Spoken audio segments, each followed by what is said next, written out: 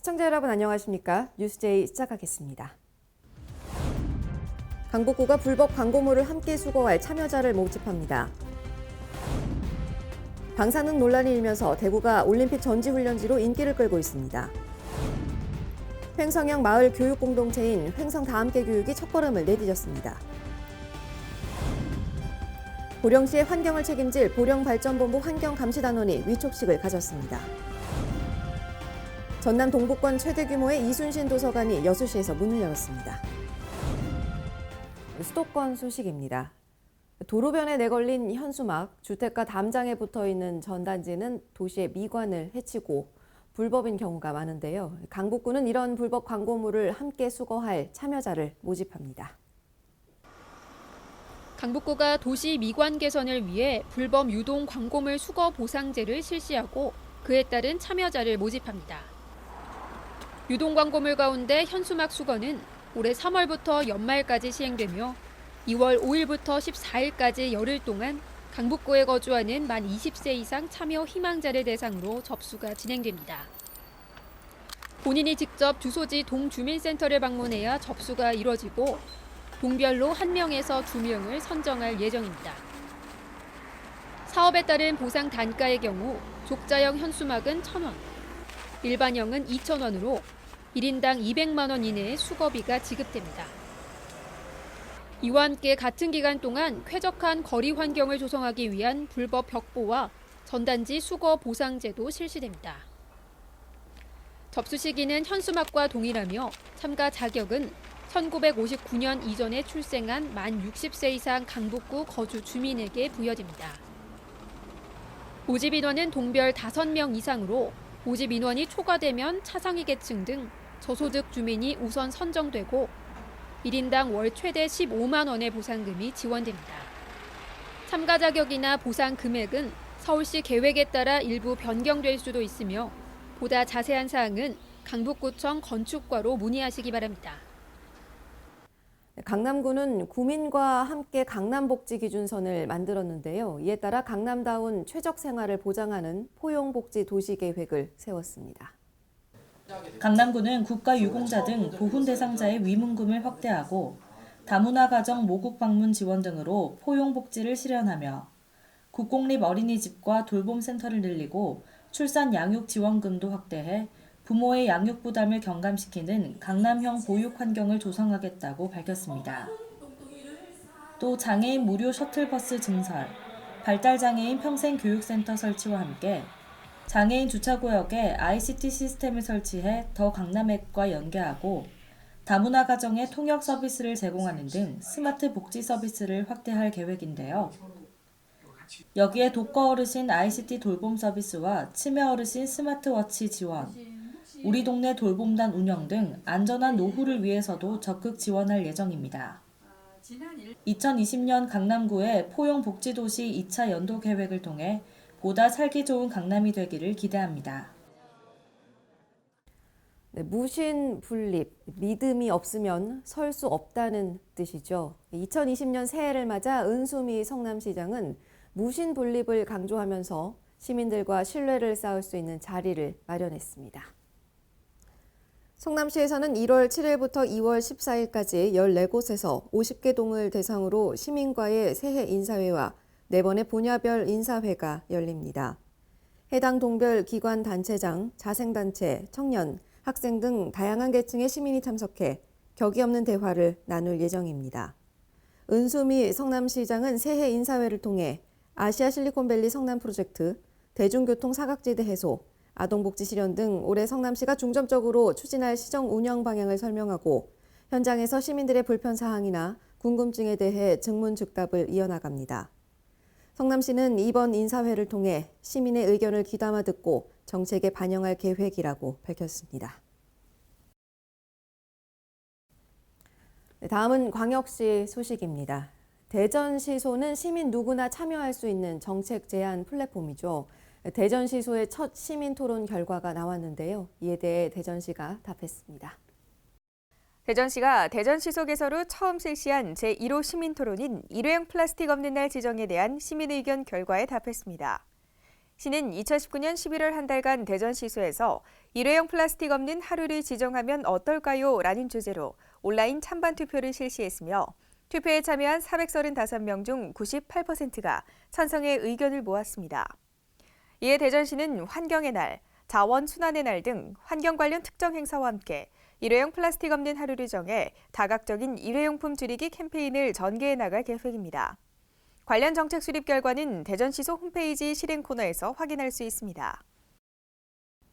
후쿠시마 방사능 안전성 논란이 일면서 대구가 동계 전지훈련지로 인기를 끌고 있습니다. 다가오는 2020 도쿄올림픽을 앞두고 대구시는 해외 국가대표팀의 현지 적응 전지훈련을 유치하는 데에도 총력을 기울이고 있습니다.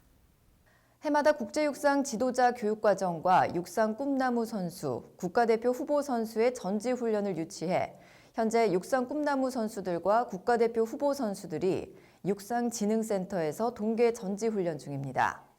작년 한 해 국군체육부대, 국가대표 후보 선수단 등 2,300여 명의 최정상 전지훈련팀을 유치해온 대구국제사격장에서는 지난해 12월부터 50여일간 한국 최대 사격 선수들의 열기로 뜨겁습니다. 또 1월 6일부터 서울 지역 4회인 야구팀과 성동구, 중랑구 유소년 야구팀이 시민생활스포츠센터와 시민운동장 등에서 전지훈련 중이며 서울시 유소년 야구연맹과도 유치 협의 중에 있습니다. 이와 함께 2020 도쿄올림픽을 앞두고 후쿠시마 방사능 안전성 논란으로 우리나라가 전지훈련지로 떠오르는 가운데 대구시는 타 지자체와 차별된 강점을 내세워 유치 노력을 기울이고 있습니다. 올림픽에 앞서 중국 난징에서 열릴 세계 실내 육상 선수권 대회에 참가하는 폴란드와 슬로바키아 육상 국가대표팀 30여 명이 대구에서 훈련할 예정이며 쿠웨이트, 우즈베키스탄, 태국과 인도 등과도 현재 협의 중입니다. 네, 우리나라는 이제 고령화 사회를 넘어 수년 후에는 초고령화 사회에 들어갈 것으로 전망되는데요. 광주시에는 국내 최고의 노화 연구시설이 건립돼 지난 14일 준공식을 열었습니다. 고령화 시대에 대비한 항노화 산업 육성을 위해 건립된 노화연구시설은 국비 110억 원 등 총 190억 원이 투입됐으며 대지 16,532제곱미터 부지에 3층 규모로 건립됐습니다. 노화연구시설은 노화연구 수행을 위한 고령동물 공급 및 개방형 노화연구 플랫폼으로서 초고령화 사회 대비 건강노화 실현 연구 및 산업 지원 등의 역할을 수행하게 됩니다. 광주시는 이번 시설 건립에 따라 지역경제 파급 효과 430억 원과 고용 창출 224명 등의 효과가 나타날 것으로 기대하고 있습니다. 네, 강원도 소식입니다. 강릉 커피축제가 문화체육관광부가 정하는 2020-2021년도 문화관광축제에 최종 선정됐습니다. 커피도시 강릉을 대표하는 강릉커피축제가 축제 평가에서 잇따라 높은 평가를 받으면서 국비 지원을 받게 됐습니다. 2019년 커피축제는 한국기업평판연구소에서 주관한 축제 브랜드 평판 빅데이터 분석에서 전국 775개 축제 가운데 2위에 이름을 올렸습니다. 또한 문화체육관광부 지정 2020-2021년 문화관광축제에도 최종 선정됐습니다. 이에 따라 올해부터 2년 동안 국비 지원과 함께 문화관광축제 명칭을 사용하고 한국관광공사를 통한 국내외 홍보 마케팅 지원을 받게 됩니다. 중국 산둥성 웨이팡시가 문화관광 분야 민간 교류를 활성화하기 위해 평창군을 방문했습니다. 웨이팡시는 인구 1억 명 이상인 도시로 중국 전체 도시 중 경제 규모가 15위입니다. 이번 방문을 통해 웨이팡시는 겨울축제 등 평창군의 주요 관광지를 둘러보고 향후 단체 여행객 방문 등을 추진합니다. 평창군과 웨이팡시는 문화관광 분야의 교류를 활성화해 민간으로 확대하는 것을 논의했는데요. 평창군 관광협의회와 웨이팡시 여행국 간의 우호 교류 협약을 맺고 두 도시 간의 구체적인 민간 교류 활성화 방안을 논의했습니다. 관계자는 앞으로도 중국을 비롯해 세계 여러 나라와 문화, 관광, 경제 등 다양한 분야에서 교류하며 평창군이 세계 속의 도시로 각인될 수 있도록 최선을 다해 노력하겠다고 말했습니다. 한편 평창군은 지난해 8월부터 웨이팡시와 공동 발전을 위한 상호협력 협약을 체결해 다양한 분야에서 교류를 추진하고 있고 지난해 9월 웨이팡시에서 열린 한중일 산업박람회에 참가한 바 있습니다. 네, 아이를 기르는 데에는 온 마을이 든다라는 말이 있죠. 횡성형 마을 교육 공동체인 횡성 다함께 교육이 첫걸음을 내디뎠습니다. 마을이 아이들의 배움터가 되고 마을 주민들이 다 함께 아이를 키우는 마을교육 공동체를 조성하기 위한 횡성 다함께 교육. 횡성구는 올해 둔내와 안흥, 공근면의 초중학생을 대상으로 방과 후 돌봄과 진로체험, 예체능 등 다양한 프로젝트 수업을 진행하는 횡성 다함께 교육 시범 운영을 실시합니다. 그중 지난해 12월 지역교사와 학부모 등으로 마을교육 공동체를 구성한 공근면에서 지난 8일 마을교육 공동체 교육 첫 프로젝트가 시작됐는데요.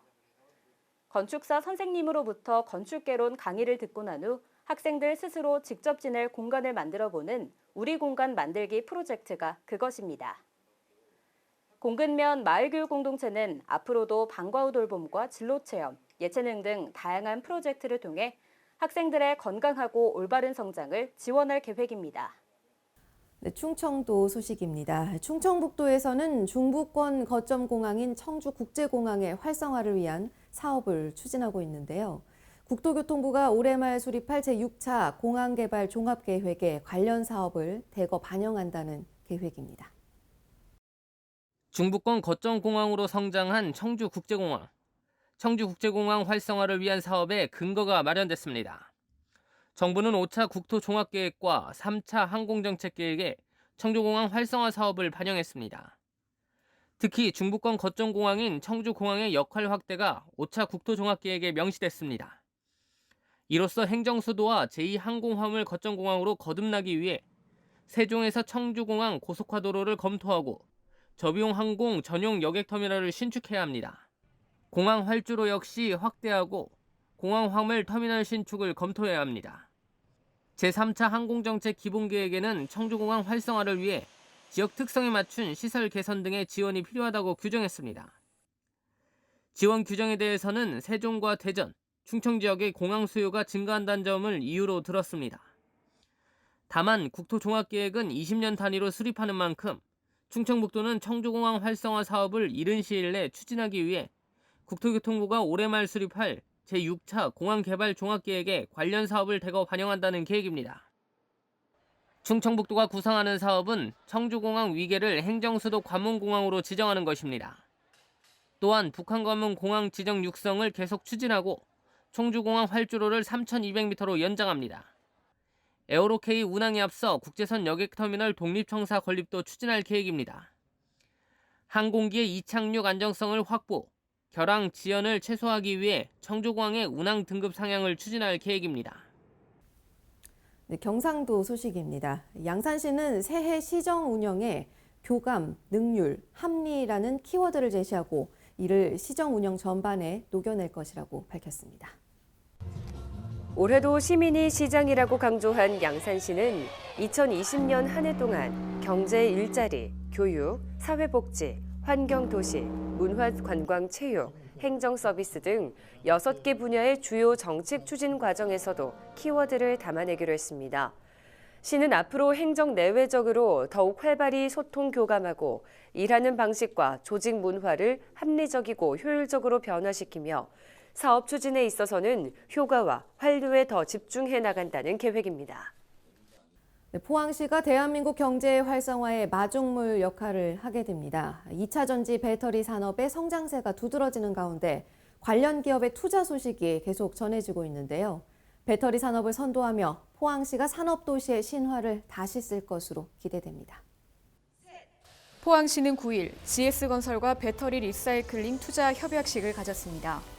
이번 협약식으로 GS건설은 오는 2022년까지 총 1,000억 원을 투자해 포항 영일만 4 일반 산업단지 내 차세대 배터리 리사이클링 규제 자유 특구에 2차 전지 사업 관련 공장을 건립하기로 했습니다.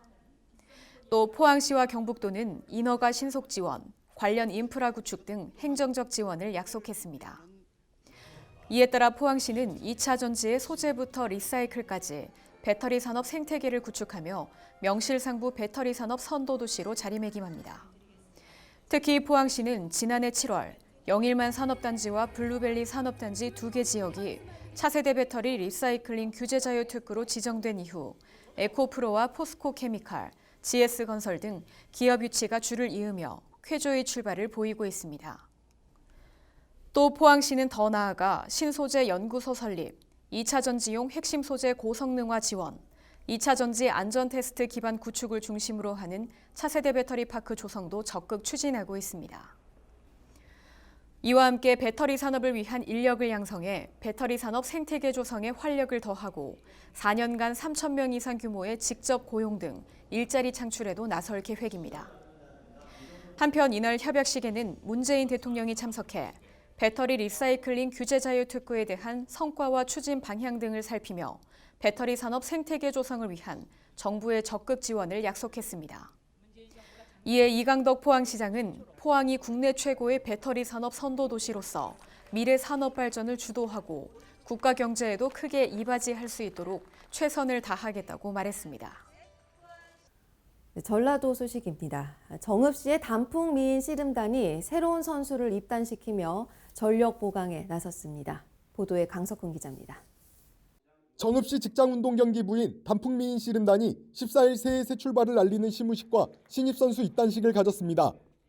행사에는 유진섭 시장을 비롯해 정읍시 씨름협회 임원과 선수 등 30여 명이 참석했습니다. 시는 유네스코 세계문화유산으로 등재된 씨름이 정읍시 저변으로 확대될 수 있도록 시민과 함께하는 씨름 프로그램 운영과 씨름의 활성화를 위해 단풍미인 씨름단 서포터즈도 운영할 예정입니다. 유진섭 시장은 뛰어난 성적으로 정읍의 위상을 드높이는 데 큰 역할을 하는 씨름단은 우리 시의 커다란 자랑이라며 체계적인 훈련과 연습을 통해 선수들이 부상을 입지 않고 정읍시의 명예를 드높이는 데 일조해달라고 말했습니다. 지금까지 전북에서 강석훈이었습니다. 네, 이순신 도서관이 여수시 웅천지구에 문을 열었는데요. 4차 산업혁명 기술이 집약된 공공도서관으로 전남 동부권에서 최대 규모를 자랑합니다. 총 사업비 198억 원이 투입된 이순신 도서관은 지하 1층, 지상 4층, 전체 면적 5,622제곱미터로 전남 동부권 최대 규모를 자랑하는 공공도서관입니다. 1층에는 도서관과 기록관, 박물관의 기능을 합친 이순신 라키비움이 있으며 2층에는 코딩 로봇과 3D 프린터를 경험할 수 있는 상상 창작소가, 3층에는 일반 자료실과 이순신 장군 관련 자료실이 마련돼 있습니다. 장서는 5만여 권에 달하며 이순신 장군 관련 자료 1,000여 권도 포함돼 있습니다. 전라북도와 군산시가 세계적 기업과 투자 협약을 체결했습니다. 이번 투자 협약으로 신규 일자리가 창출될 것으로 보입니다.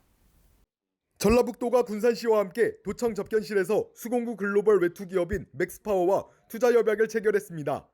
이번에 협약을 체결한 맥스파워는 스패너, 파이프렌치, 니퍼 등 수공구를 제작하는 업체로서 군산 제2국가산업단지 내 총 200억 원을 투자할 계획입니다. 도 관계자는 이번 투자 협약을 통해 약 150명의 신규 일자리가 창출될 것으로 기대한다고 말했습니다.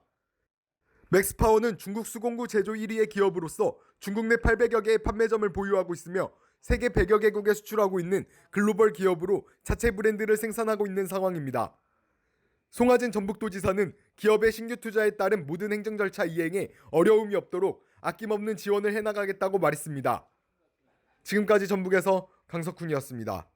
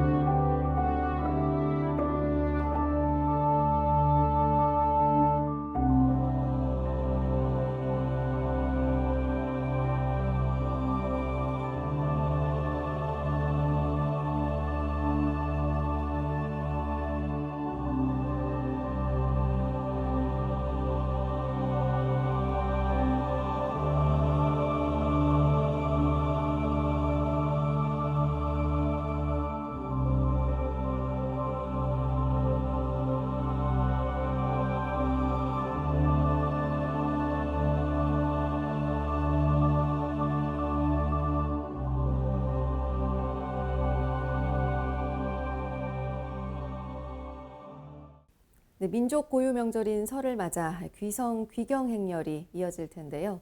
대중교통과 도로 소통 예보를 이용해서 보다 편안하고 안전한 명절 보내시기 바랍니다. 이상 뉴스제이 마칩니다. 시청해주신 여러분 고맙습니다.